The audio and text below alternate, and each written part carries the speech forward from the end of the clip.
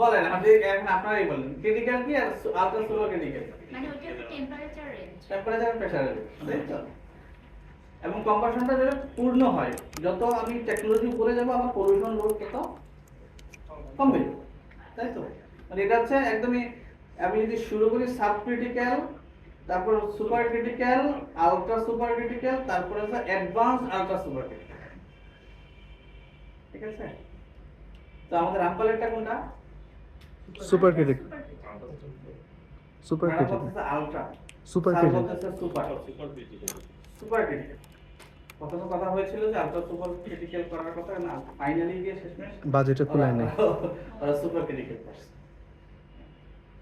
Social structure social ইস্যুগুলো নিয়ে আমরা এনভায়রনমেন্টে আলোচনা করি ওই যে আবার ডেফিনেশনে চলে যায় যা কিছু আছে তাই নিয়ে পরিবেশ সোশ্যাল ইস্যুটাও আমার এনভায়রনমেন্টের মধ্যে ইনক্লুড প্রসঙ্গত বলি আমি প্রথম যে আমার স্লাইডটা ছিল EIA in development project EIA মানে কি এনভায়রনমেন্টাল ইমপ্যাক্ট অ্যাসেসমেন্ট এই ইআইএ কে আবার অনেকে ইএসআই নামেও ডাকে মানে কি সেটা environmental and social impact assessment দুটোর মধ্যে কোনো তফাৎ আছে আমার যদি ইআই রিপোর্ট করি ওখানে আমি সোশ্যাল এক্সক্লুড করব না ওখানে আমার সোশ্যাল ইস্যুটা আসবে ঠিক আছে কেউ আলাদা করে ইএসআই বলে অনেক ক্ষেত্রে আমাদের যে ডেভেলপমেন্ট পার্টনার তাদের সাথে সম্পর্ক কিন্তু আমরা যখন ইআই বা ইএসআই যেটাই বলি এটার মধ্যে অবশ্যই আমাদের সোশ্যাল ইস্যুগুলো ইনক্লুড থাকে আইডিওলজি এটাও কি এনভায়রনমেন্টের পার্ট আইডিওলজি কেমনে আবার এনভায়রনমেন্টের পার্ট কি মনে হয় সোশ্যালিটি একটা পার্ট আইডিওলজি কেমনে এনভায়রনমেন্টের উপর ইমপ্যাক্ট ফেলবে ধরেন আমাদের যে ফ্যাক্টরিগুলো আছে ডাইং ফ্যাক্টরি তাদের তো এখন অনেকেরই এটিপি আছে তাই না একটা সময় ছিল ইটিপি ছিলই না ইটিপি নাই ইটিপির কথা বললে মালিকটা বড় বড় চোখ করে থাকে ইটিপি এটা এখন ইটিপি অধিকাংশ ফ্যাক্টরিগুলোরই আছে তারা চালায় কি চালায় না আন্ডার সাইজ না ওভার সাইজ সেটা নিয়ে ভিন্ন আলোচনা ঠিক আছে কিন্তু অনেকেরই ইটিপি আছে এখন দেখেন তারা ইটিপি আছে ইটিপি চালায় আবার আমার ডিইউই থেকে যখন তারা টেস্ট করে টেস্ট রেজাল্ট তো ভালো কিন্তু আমার তুলাগের পানি ভালো লাগে প্রবলেমটা এই সব সময় চালাবে কেন খরচ হ্যাঁ ইন্সপেক্টর যখন যাবে তখনই চালাবে তাই আবার যদি আবার এই সাইডেও কোনো প্রবলেম থাকতে পারে ইন্সপেক্টর যে যাবে হয়তো খারাপেরই ভালো বলে রিপোর্ট দিল আসলেই যেতেছে খারাপ সেটাও হইতে পারে তখনই চালায় বা যেটা চালাইতেছে সেটা শোকে সেটা মানে পর্যাপ্ত না হ্যাঁ রাতের বেলা ছেড়ে দেয় তার তো ইটিপি রাতের বেলা ছেড়ে দেওয়ার কথা না আর যদি আইডিওলজি ঠিক ঠিক থাকতো তাই না আমি যে প্রথম কথাটা বললাম যে আমাদের এনভায়রনমেন্টে শুধু আমরাই নাই আর অনেক কেউ নিয়েই আমাদের এনভায়রনমেন্ট সে তো তাদের রাতে ছেড়ে দিতে পারতো সুতরাং এই বিষয়গুলো যখন আমরা পরিবেশ নিয়ে কথা বলি এই বিষয়গুলো সবগুলি কনসিডারে আসবে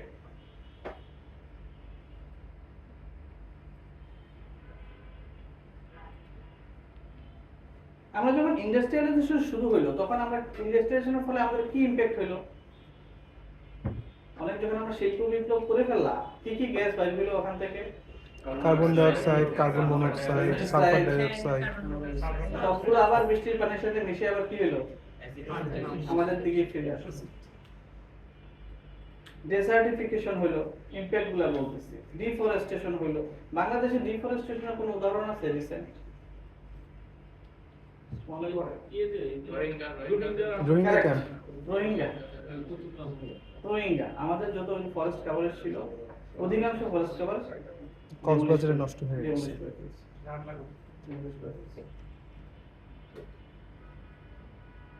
ইউট্রোফিকেশন কি ধারণা আছে এটা ওই যে আমরা সবুজ বিপ্লব করলাম না শিল্প বিপ্লবের আগের কথা বলি সবুজ বিপ্লব মানে কি করছিলাম আমরা ওখানে হ্যাঁ গাছ লাগাইছি এবং অধিক হারে কি করছিলাম আমরা কৃষি বিপ্লবটা কেমন হয়েছিল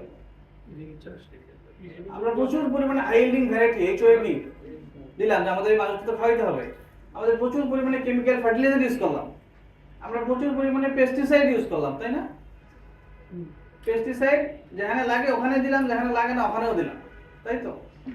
তো আলটিমেটলি এই এক্সেস ফার্টিলাইজার এবং এই পেস্টিসাইড গুলো কি হয়, water body, nearby water body দিকে জমা হইলে ওখানে যে অ্যালগি ছিল অ্যালগি ব্লুম হলো, আলটিমেটলি ওইটা একটা মার্শি ল্যান্ডে পরিণত হয়, আমাদের ওয়াটার বডি কমে গেল। মূল কথা এয়ার পলিউশন হলো। এখন এয়ার পলিউশনের অবস্থা কি অবস্থা ঢাকা শহরে? ফার্স্ট সেকেন্ড আমরা এবং আমাদের প্রতিবেশী প্রায় আমরা প্রথম এবং দ্বিতীয়ের মধ্যে, তাই না? তো এই অবস্থা যদি চলতে থাকে, আচ্ছা ওয়াটার পলিউশন, আমাদের দেশের ওয়াটার পলিউশনের সোর্স কি, মেইন সোর্স?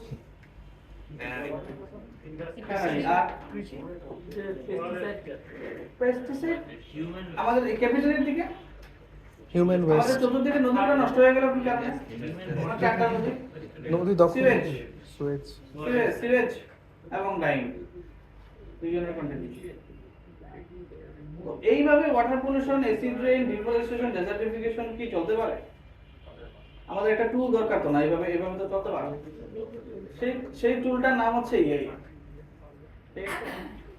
এইভাবে যদি কোনো ডেভেলপমেন্ট প্রজেক্ট যদি নেওয়া হয়, কোনো ধরনের চিন্তা না করে, তাহলে তো এই ধরনের ইমপ্যাক্ট আমাদের সামনে আসবে। যাতে না আসে সেই জন্যই আমরা কি করি, ইআইএ করি, তাই না? এনভায়রনমেন্টাল ইমপ্যাক্ট অ্যাসেসমেন্ট করি। ইআইএ করি কাদের? বিভিন্ন প্রজেক্ট। আচ্ছা, ইআইএ কি সব ধরনের প্রজেক্টের ইআইএ বাধ্যতামূলক? কোন কোন প্রজেক্টে আমি ইআইএ করব আর কোন কোন প্রজেক্টের ইআইএ করব না? এই স্যার একটা শব্দ বলছে গ্রিন প্রজেক্ট, একটা কালার চলে আসছে। গ্রিন কি জিনিস আর কি কি কালার আছে স্যার? চারটা জোন আছে, গ্রিন জোনে পড়লে লাগবে না, অন্য জোনগুলোতে পড়লে লাগবে প্রজেক্টের এরিয়াটা। কয়টা জোন আছে এরকম? 4টা। কি কি সেটা? Yellow, orange, red. Orange, red, আরেকটা গ্রিন, আরেকটা কি? ইয়েলো। এই কালারগুলো কোথায় বলা আছে? বিধিমালা 23 চমৎকার, এটা তো স্পেসিফিক। আমাদের পরিবেশ সংরক্ষণ বিধিমালা 2023। আচ্ছা 23 কেন? এতদিন কি আমাদের কিছু ছিল না? ছিল 95 সালে আগে, 1995 ছিল। চলো তারপরে 10 আমাদের পরিবেশ আইনের প্রথম বাংলাদেশ আইন হয় 1995 সালে। সেটা কি? পরিবেশ, বাংলাদেশ পরিবেশ সংরক্ষণ আইন 1995। আচ্ছা, বিভিন্ন প্রকল্পের তো ছাড়পত্র নিতে হয়, তাই না? ছাড়পত্র কেন নেয়? পরিবেশকে ভালোবেসে, বায়োডাইভার্সিটি রক্ষা করার জন্য, ওয়াটার ওয়েটল্যান্ডকে ভালোবেসে, নাকি আইন মানার জন্য? বাংলাদেশের ক্ষেত্রে আইন মানার জন্য, ভালোবাসার জন্য। বাংলাদেশের ক্ষেত্রে প্রকল্প পাস করার জন্য। বিধি অনুযায়ী নিতে হবে। জি জি স্যার। একটা ডেভেলপমেন্ট প্রোগ্রাম নেওয়ার ফলে যদি আমার পরিবেশে ইমপ্যাক্ট হয়, এই জন্য সাপোর্ট নেওয়া হয়। একদম আইডিয়ালি। আসলে কিন্তু প্র্যাকটিক্যালি কি? প্র্যাকটিক্যালি হচ্ছে পাস করার জন্য। প্র্যাকটিক্যালি আছে প্ল্যানিং কমিশন আটকে দিবে। হ্যাঁ। তো ওই যে বললাম, কেন বললাম যে পরিবেশ সংরক্ষণ আইন 1995, এই 95 এর 12 ধারায় এই ক্লজটা বলা আছে। পরিবেশ সংরক্ষণ আইন 1995 এর 12 ধারায় পরিষ্কার বলা আছে, একদম ব্ল্যাঙ্ক চেক। যে কোনো ধরনের শিল্প প্রতিষ্ঠান বা প্রকল্প গ্রহণের পূর্বে পরিবেশ অধিদপ্তর মহাপরিচালক থেকে পরিবেশগত ছাড়পত্র গ্রহণ করিতে হবে। বাধ্যতামূলক। একদম বাধ্যতামূলক। ওই যে কোনো ব্ল্যাঙ্ক চেক, যে কোনো শিল্প প্রতিষ্ঠান এবং প্রকল্প গ্রহণের পূর্বে পরিবেশ অধিদপ্তর থেকে নির্ধারিত পদ্ধতিতে পরিবেশগত ছাড়পত্র গ্রহণ করিতে হবে। পরিবেশ সংরক্ষণ আইন 1995 এর 12 ধারা। তো ওই আইনটা বাস্তবায়ন করার জন্য আমরা একটা বিধিমালা করি। বিধিমালাটা হয় কবে? 1997 তে প্রথম বিধিমালা। 95 তে তো আমরা আইন করি, তারপর 97 তে বিধিমালা। 10 এর সংশোধন। 10 সংশোধন। 10 এর ইম্পর্টেন্ট সংশোধন কি হয়েছে স্যার বলতে পারবেন? 10 থেকে দুটো ইম্পর্টেন্ট কারেকশন হয় এই পরিবেশ সংরক্ষণ আইনে। সেই দুটো ইম্পর্টেন্ট কারেকশন কি? একটা হচ্ছে পাহাড় টিলা কর্তন এবং মোচন করা যাইবে না। আরেকটা হচ্ছে জলাধার, জলাশয়। আপনার যদি জলাশয় বা জলাধার নামে রেকর্ডীয় কোনো জমি থাকে, ওইটা আপনি ভরাট করতে পারবেন, আপনার নিজের জমি হয়ে যাবে। আপনার নিজের বাড়ির পুকুর যদি রেকর্ডে পুকুর হিসেবে থাকে, আপনি ভরাট করতে পারবেন। তাহলে প্লিজ। জিজ্ঞেস করি যে সেকেন্ড যে কি বলে মেট্রো রেল প্রজেক্টটা হচ্ছে, সেটা তো একটা রিপোর্ট আমি দেখছিলাম যে হাতিঝিলের অনেকটা অংশ ভরাট করতে হচ্ছে আন্ডারপাস করার জন্য বা এমন type কিছু। তো সেই ক্ষেত্রে তারা সেই পাচ্ছে কি, পাইলো কিভাবে, সার্টিফিকেশন পাইলো কিভাবে? তাই নাকি? যদি ঘরে থাকে তাহলে ভিআইপি। এটা নিয়ে একটা রিপোর্ট হয়েছে অনেক। এবং একটা হচ্ছে যে সেটা জমিতে রেকর্ড হিসেবে পুকুর থাকতে হবে, তাই। কিন্তু বাস্তবে অনেক জায়গায় আপনি পাবেন পুকুর আছে কিন্তু রেকর্ডে আছে নাম।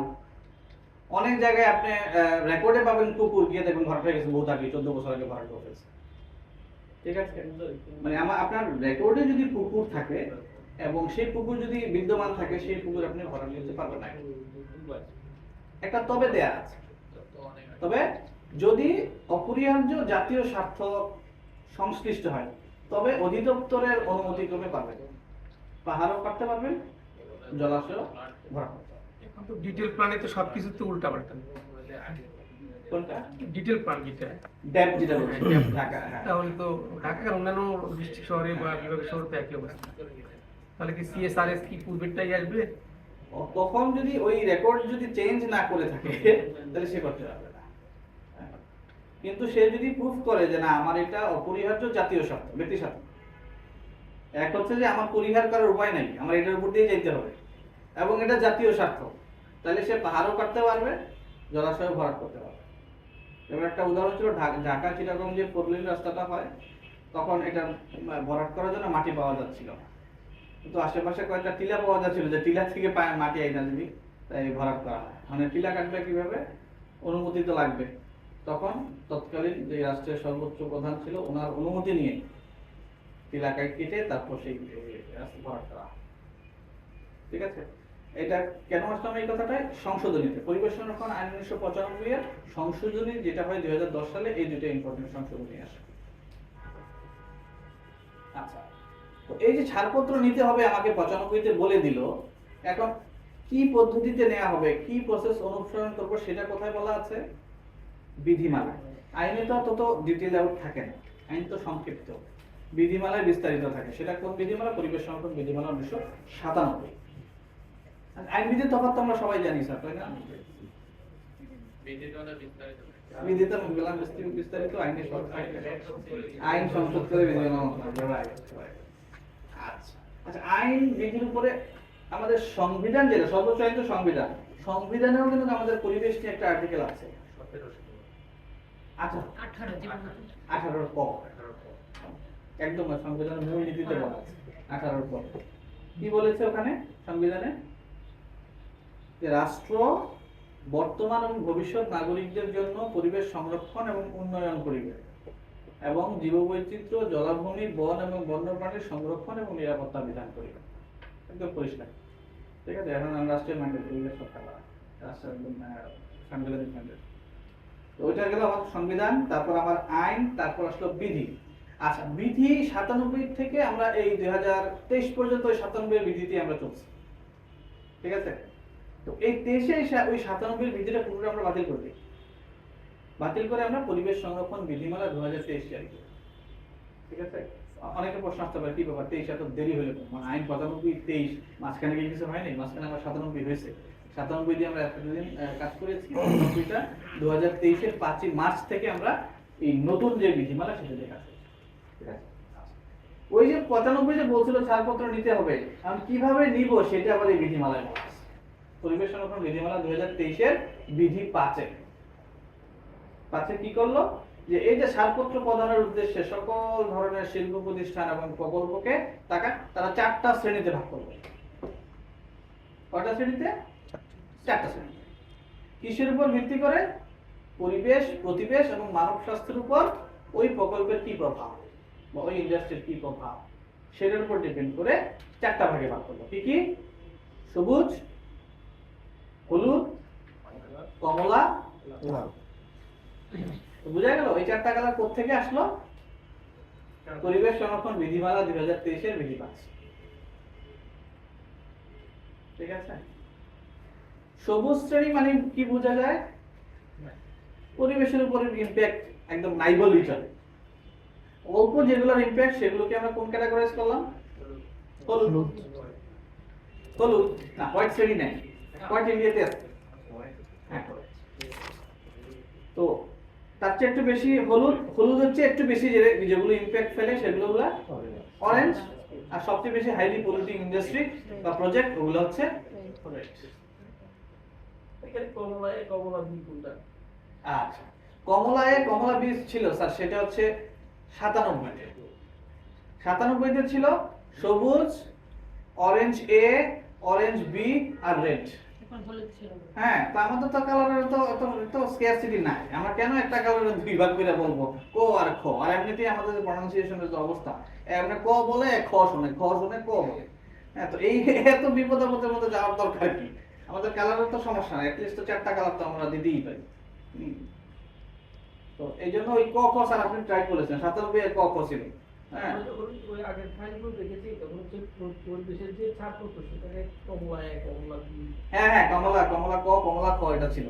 হ্যাঁ, পরে এই যে এই সমস্যা হইলো যে আমরা বললাম ক, শেষ হচ্ছে খ, আর বললাম ক, খ, এই ঝামেলা। এই কারণে আমরা কি দরকার এক কালারে ভাগ করার, এখন আমরা ওই সবুজ, হলুদ, কমলা, লাল, ঠিক আছে। তো লাল ক্যাটাগরির যেটা উদাহরণ দেন প্রজেক্ট স্যার, আপনারা জানেন না লাল ক্যাটাগরির যেটা প্রকল্প রিস্ক, যেটার মধ্যে রিস্ক ঝুঁকি রিস্ক এটা রামপাল পাওয়ার স্টেশন, যেটা রিস্ক বেশি সবচেয়ে সেটাই তো লাভ। আর সবুজ ক্যাটাগরির একটা মিসকনসেপশন আছে আমাদের দেশে, যে বলে যে আমারটা তো সবুজ ক্যাটাগরি, আমার কি ছাড়পত্র লাগবে? আমি তো গ্রিন প্রজেক্ট, আমারটা আবার কেন ছাড়পত্র লাগে? একবার নিলে 5 বছরের জন্য লাগে। একবার এটা হ্যাঁ 5 বছর লাগবে, কারেক্ট। আমি যে আসলে গ্রিন সেটা তো সার্টিফাই করতে হবে। হ্যাঁ, সেটা সার্টিফাই করে। আচ্ছা, এটা কোথায় আছে? এই যে লিস্টটা কোথায় আছে? সেটা আছে পরিবেশ সংরক্ষণ বিধিমালা 23 এর শেষে একটা শিডিউল দেয়া আছে, শিডিউল 1। ওখানে একটা লম্বা লিস্ট দেওয়া আছে। লিস্টের প্রথমে দেয়া আছে কোনগুলা সবুজ হবে, তারপরে কোনগুলা হলুদ হবে, কোনগুলা কমলা হবে, কোনগুলা লাল হবে, সেটা লম্বা চড়া লিস্ট দেয়া আছে। তো সবুজ হলে অনেকে বলে যে আমার একটা সবুজ প্রকল্প, গ্রিন প্রকল্প, আমার একটা ছাড়পত্র লাগবে কেন? তো সবুজ হলেও ছাড়পত্র লাগবে কেন? পরিবেশ সংরক্ষণ আইন 1995 এর 12 ধারায়। 12 ধারায় কি বলছে সবুজের লাগবে না? 12 ধারায় কি বলা ছিল? যে কোনো প্রকল্প, তাই না? পরিবেশ সংরক্ষণ আইন 1995 এর 12 ধারায় বলা আছে যে যে কোনো ধরনের প্রকল্প বা শিল্প প্রতিষ্ঠানের ছাড়পত্র লাগবে। আচ্ছা, এখন সবুজ এবং হলুদ যেটা কম পলিউটিং ইন্ডাস্ট্রি, এদের ছাড়পত্র কারা দিবে? আমাদের পরিবেশ অধিদপ্তর সংশ্লিষ্ট জেলা অফিস থেকেই ছাড়পত্র দেবে, সবুজ এবং হলুদ। এবং এই প্রকল্পটা বা ইন্ডাস্ট্রি যদি কমলা শ্রেণীর হয়, সেটার জন্য ছাড়পত্র দিবে ডিভিশন অফিস, আমাদের সকল ডিভিশন এবং ডিস্ট্রিক্ট অফিস। আর এই প্রকল্পটা যদি লাল শ্রেণীর হয়, তাহলে সেটা ছাড়পত্র দিবে হেডকোয়ার্টার।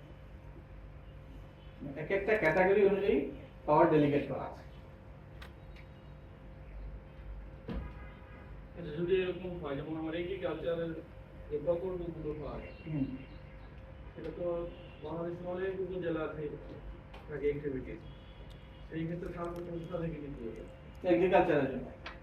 আচ্ছা, এখন ফর এক্সাম্পল আপনি একটা ফ্যাক্টরি করবেন, ধরেন মানে এগ্রিকালচার প্রকল্প যেমন ওকে শেষ প্রকল্প বা আপনি বাদ করবেন ড্রেনেজ প্রকল্প, সারা বাংলাদেশে যদি হয়, সেই ক্ষেত্রে আপনি হেডকোয়ার্টার আবেদন করবেন, সবুজ, হলুদ, কমলা, লাল নির্বিশেষে যেটাই হোক। সেটা হোক, ধরেন আপনি একটা ফ্যাক্টরি যদি টঙ্গীতে করেন, আপনি গাজীপুর ডিস্ট্রিক্টে অ্যাপ্লাই করবেন। আপনার প্রকল্পটা যদি 2টা ডিস্ট্রিক্টে পড়ে যায়, তখন তো আপনি কোন ডিস্ট্রিক্টে অ্যাপ্লাই করবেন? সেই ডিস্ট্রিক্টটা যে ডিভিশনে, হ্যাঁ একটু উপরে চলে যাবেন, যে ডিভিশনে সেই ডিভিশন। আর আপনার প্রজেক্টটা যদি একাধিক ডিভিশনে পড়ে যায়, সেই ক্ষেত্রে হেডকোয়ার্টার। সেটা তো স্থানীয় হয়ে আসতো, স্থানীয় পরিবেশ অধিদপ্তরের মাধ্যমে তো আসতো, সরাসরি হেডকোয়ার্টারে কি আবেদন করবে? সরাসরি হেডকোয়ার্টার হবে। আমি কোন স্থানীয়তে আবেদন করব? ফর এক্সাম্পল ওনার যে শেষ প্রকল্প, এইটা ধরেন 4-5টা সবগুলো ডিভিশনই তো হয়, সবগুলো ডিভিশনে হয়। তো সবগুলো ডিভিশনে আমরা কোন ডিস্ট্রিক্টে গিয়ে আবেদনটা করব? সেই ক্ষেত্রে এই প্রবলেমটা এড়ানোর জন্য আমরা বলি যে ঠিক আছে, সরাসরি আপনি এসকিউতে হায়ার করতে। আমাদের বাংলাদেশ সমস্ত কারখানা ডিফেন্স মানে ইন্ডাস্ট্রিজ, হ্যাঁ, তাহলে এটা তো গাজীপুর ক্যান্টনমেন্ট। তাহলে সেক্ষেত্রে কি আমরা স্থানীয় যাব না সরাসরি আগারগাঁও? না, গাজীপুর ক্যান্টনমেন্টের জন্য আপনি গাজীপুর অফিসে যাবেন, গাজীপুর গাজীপুর ডিস্ট্রিক্ট অফিসে যাবেন। আচ্ছা আচ্ছা। গাজীপুর ডিস্ট্রিক্ট অফিস সেটা যাচাই বাছাই করবে যে আপনার এই প্রজেক্টটা কোন ক্যাটাগরি। রেডের মতো পড়ছে, বিধিমালা মধ্যে রেড লেখা আছে। রেড লেখা আছে, আচ্ছা। যদি রেড লেখা থাকে তাহলে আমি আস্তে আস্তে যাচ্ছি রেডের কাছে। সবুজে আছি তো, আস্তে আস্তে রেডে গেলে স্যার আপনার ক্লিয়ার। তো সবুজের ছাড়পত্র কারা দিবে? জেলা অফিস। সবুজের ছাড়পত্র একটাই হয়, সেটা হচ্ছে পরিবেশগত ছাড়পত্র। আমরা বলি পরিবেশগত ছাড়পত্র, সবুজের একটাই ছাড়পত্র। এবং এই সবুজের ছাড়পত্রটা প্রসেস করার জন্য আমার জেলা অফিস সময় পাবে 7 কার্য দিবস। এখন আমাদের কার্য দিবস, রাইট। এখন ওই যে বললাম বিধিমালাটা বাতিল হয়ে নতুন বিধিমালা হয়েছে 2023-এর বিউটিটা হচ্ছে ওখানে টাইম বাউন্ড বলে দেওয়া আছে, কোন ক্যাটাগরির জন্য পরিবেশ অধিদপ্তর কয়দিন সময় পাবে ডিসপোজ করার জন্য। আপনি আবেদন করবেন, এটা নিয়ে তোমার একটা সবুজের একটা ছাড়পত্র যদি আপনি আবেদন করেন, রিসিপ্ট ডেট আপনি দিলেন, ওখান থেকে গুনে গুনে 7 কর্মদিবসের মধ্যে আপনার এটা তার নিষ্পত্তি করতে হয়। আপনাকে ছাড়পত্র দিবে, আর না হয় না দিলে বলে দিবে ভাই এই কারণে আমি আপনাকে ছাড়পত্র দিতে পারছি। ঠিক আছে, একটাই হ্যাঁ 7 কাজের মধ্যে দিতে পারবো হয়, আমরা যদি সেটা সবুজ ক্যাটাগরি বলবো। আচ্ছা, আর যদি হলুদ ক্যাটাগরির হয়, হলুদের ক্যাটাগরি দুইটা স্টেজে ছাড়পত্র হয়। প্রথমে আমরা একটা লোকেশনাল ক্লিয়ারেন্স দেই, তারপর তাকে এনভায়রনমেন্টাল ক্লিয়ারেন্স দেই। লোকেশনাল ক্লিয়ারেন্স হচ্ছে আপনি একটা প্রজেক্ট করবেন, এই জায়গায় আপনি কিছুই করেন না, শুধু জায়গাটা দেখায় যে আমি এই জায়গায় এই প্রজেক্ট করতে চাই। তখন পরিবেশ অধিদপ্তর ওই জায়গাটা ভিজিট করবে, ভিজিট করে তার চতুর্পাশে দেখবে, তা আপনার কার্যক্রম দেখবে যে আপনি কি করবেন, কোন প্রসেসে করবেন, কোন টেকনোলজিতে করবেন, দেখে তখন যদি সাইটটা ওকে মনে হয় সাইট ক্লিয়ারেন্স দিয়ে দেবে। আমরা এটাকে বলি অবস্থানগত ছাড়পত্র। এই অবস্থানগত ছাড়পত্রের জন্য সে সময় পাবে 15 কার্য দিবস যদি হলুদ ক্যাটাগরি। ঠিক আছে, এটাও কিন্তু আমার ডিস্ট্রিক্ট অফিস থেকে আপনার ডিভিশন পর্যন্ত আসতে হইল না, যদি কেবলমাত্র ওই ডিস্ট্রিক্টই হয় আপনার। তো আপনি অবস্থানগত ছাড়পত্র পাইলেন, পাই আপনি ওই ল্যান্ড ডেভেলপমেন্ট করলেন, বিল্ডিং করলেন, মেশিনারি সেটআপ করলেন, সেটআপ করে বলেন যে না আমি এখন সব করেছি, এখন আমাকে এনভায়রনমেন্টাল ক্লিয়ারেন্স দেন। তখন ওই ডিস্ট্রিক্ট অফিসে আবেদন করলে ওই ডিস্ট্রিক্ট অফিস 7 কর্মদিবসের মধ্যে আপনাকে এনভায়রনমেন্টাল ক্লিয়ারেন্স দিয়ে হলুদ ক্যাটাগরি। তার মানে সবুজ হলুদের জন্য আপনার ডিস্ট্রিক্ট অফিসে আসতে হচ্ছে, সরি ডিভিশন অফিসে আসতে হচ্ছে না, ডিস্ট্রিক্ট অফিস থেকেই ডিসপোজ এবং টাইম বাউন্ড।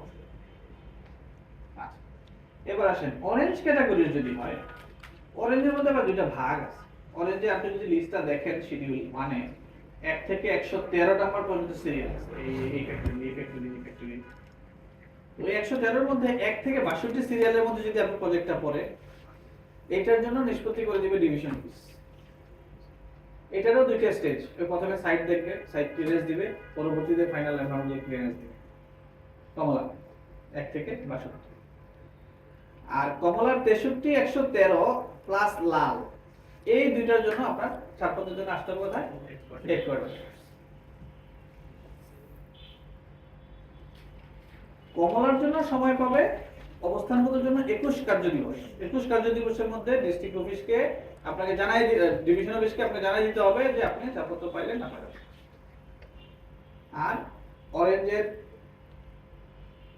পরিবেশগত জন্য 20 কার্য দিবস, 21 আর 20।